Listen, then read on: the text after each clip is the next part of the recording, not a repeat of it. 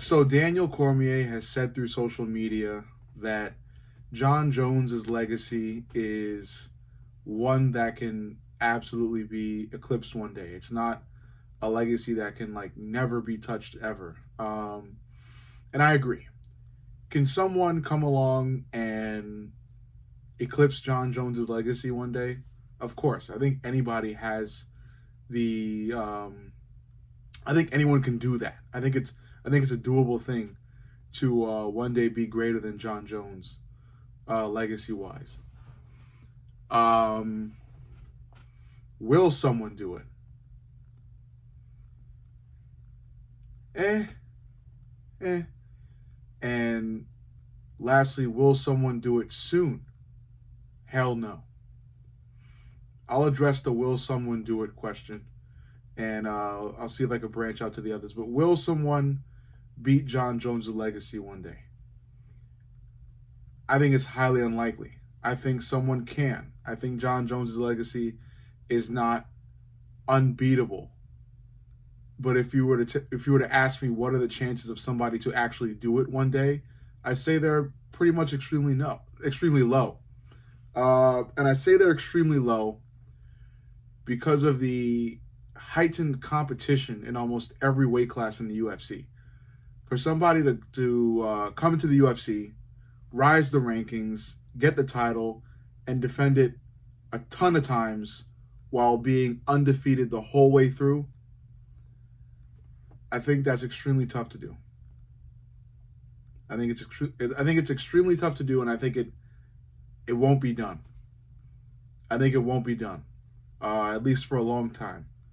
I mean, Shavkat's kind of on his way. You know, he's undefeated right now, so he could, you know, if he could get the title from Bilal and defend his new title a whole fucking bunch of times, and then move to another weight class and get a second belt too, then there you go. You know, but I think that's still extremely hard. Fighting Bilal Muhammad point blank is extremely hard. Okay, so if you want to be as great as John Jones one day, if not greater, you got a really fucking hard path ahead of you. You know, you almost got to walk through hell. And it just is what it is when it comes to that. You know, I would see John Jones's legacy being eclipsed if the competition was not as hard as it is today. You know, that's the only reason why I really do not see John Jones's legacy being eclipsed ever. And again, I preface it all with the fact that it can be. It's possible to, you know, be ranked above John Jones all time. It's possible to do so. You know, it's possible for Shavkat Rakhmonov to get the title from Bilal, defend it a fuck ton of times, move to another weight class, defend the belt at that weight class, and, you know, defend at that new weight class a whole fuck ton of times and achieve GOAT status. It's possible for that all to happen. It's just extremely difficult, and I think it's highly unlikely. You know? So yeah. I mean, like, technically I do agree with DC that it's possible. But, you know, I'm not as confident as DC in the possibility of somebody coming along and being better than John Jones one day. Tom Aspinall might. He had that loss against Curtis Blades. Some people kind of think that loss is a fluke, you know, because it was kind of a freak accident with the knee blowing out. But it was still a loss, you know. You could say the same shit about Sean O'Malley, Sugar Sean O'Malley. Before he fought Merab, he had the loss to Cheeto. He called that loss a fluke, but it was a loss, you know. It was a freak injury, a freak accident, but he still lost, you know. John Jones didn't have that. He has an L on his record because he beat a guy up using an illegal method. That's John Jones's one loss. So, you know, that's why John Jones is widely considered undefeated and widely considered the MMA/UFC GOAT. And I don't think that's going to change and I'll be honest, call me crazy, but I don't think it's going to change for likely around a decade. I'd give it till after a decade for somebody to come along and be just as great as John Jones, if not greater. Because it's got to take a total reset of the competition, of the level of competition in the UFC. Like the great guys have to have come and gone, and there would have to be a whole new class of just mediocre fighters for one guy to come in there and wipe through all of them undefeated, get a belt, wipe through a bunch of challengers, then move a weight class, get another belt, and get through some challengers as well, all while undefeated. I mean, come on. That's extremely tough. That's an extremely tough thing, and that's why I only think the only way for somebody to really be able to at least touch John Jones's record, you have to be in the UFC during a time where competition is not as rampant. You know, you look at all these weight classes now, and sure, you have champions, you have current champions, but you also have challengers and people in that upper echelon of each weight class that are extremely fucking good. And they're clashing heads with rising stars. They're clashing heads with number one contenders, with the champ even too. And it just creates this circle of wins and losses between all these top guys.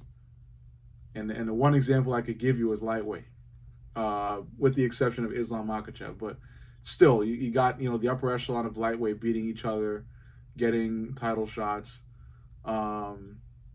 It's just that thing, But again, bottom line, it is possible. You have guys like Merab Dvalishvili who, have run through a bunch of legends and top guys at bantamweight, and now he's champ, and he could get a whole lot more title defenses and then move a weight class and do that, and maybe he can touch John Jones's record. He's lost before, but it hasn't been for a really fucking long time. You look at guys like Tom Aspinall too, who, it doesn't really look like there's anybody that's going to really challenge him at heavyweight. So he might just stay at heavyweight and just kick ass for years, And there is that second belt. That would be nice. So maybe he goes down to light heavyweight, but I'm not sure if he can really do that. So you really got to, kind of analyze that. And then you got Ilia Topuria. Ilia is undefeated. He's knocked out two all-time greats back-to-back in Alexander Volkanovski and Max Holloway. He's now eyeing a move to another weight class, a heavier one with a lot more fucking competition in it. And he's looking to be the king of that division, the lightweight division. What if Ilia were to be able to move there, knock Islam out, or whoever's champ at that time, and become lightweight champ too, while undefeated, and then defend the belt at lightweight a whole fuck ton of times, and maybe even move to another weight class, because now, we're in this new era of the UFC where a lot of fighters, or not a lot of fighters, but a handful of fighters, or at least a couple fighters, could be considered champ one day, in Alex Pereira and Ilia Topuria. Maybe even Islam Makhachev, but that's kind of a confusing situation that remains to be seen. But definitely an Ilia and Alex Pereira. And then, the only thing that's stopping Alex from being considered at the tippity top is his loss to Izzy, Besides that, everything else looks pretty damn clear that he is a tippity top guy all time.